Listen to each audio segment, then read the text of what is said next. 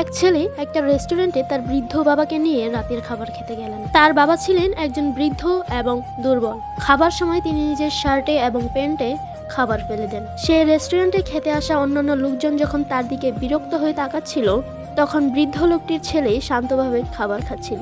বাবার খাওয়া শেষ হলে ছেলেটি বিন্দু মাত্র লজ্জা না পেয়ে তাকে নিয়ে ওয়াশরুমের দিকে গেলেন। ছেলে বাবার জামায় লেগে থাকা খাবার মুছে দিলেন, চুল ঠিক করে দিলেন এবং চশমাটা ঠিকঠাক মতো পরিয়ে দিলেন। যখন সে বাবা ছেলে বেরিয়ে এলো, পুরো রেস্টুরেন্ট একদম নীরব হয়ে গেল। তারা কেউ হজম করতে পারছিলেন না যে কেউ তাদের এভাবে হতভম্ব করে দেবে। ছেলে বিল পরিশোধ করে বাবাকে নিয়ে বেরিয়ে যাচ্ছিল। এমন সময় এক বৃদ্ধ উঠে এসে ছেলেটিকে জিজ্ঞেস করলেন, তুমি কি কিছু রেখে যাচ্ছ বাবা?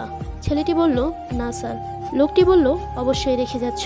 একজন সুপুত্রের জন্য একটা শিক্ষা এবং একটা বাবার জন্য একটু আশা। বাবা মা আমাদের এই পৃথিবীর আলো দেখিয়েছেন। যখন হাঁটতে জানতাম না তখন হাঁটতে শিখিয়েছেন, যখন খেতে জানতাম না তখন খেতে শিখিয়েছেন, পরম যত্নে বড় করেছেন। তারা আমাদের হাজারো আবদার হাসি মুখে পূরণ করেছেন। হাজারো সমস্যার মধ্যে বয়স বাড়ার সাথে সাথে তারাও ছোট শিশুর মতো আচরণ করেন। খেতে গেলে খাবার ফেলে দেন। তাদের এমন আচরণে অনেক সন্তান বিরক্ত হন। বিরক্ত হওয়ার আগে আমাদের একবার ভাবা উচিত, আমরা যখন ছোট ছিলাম আমরাও তখন অনেক বিরক্ত করার আচরণ করতাম।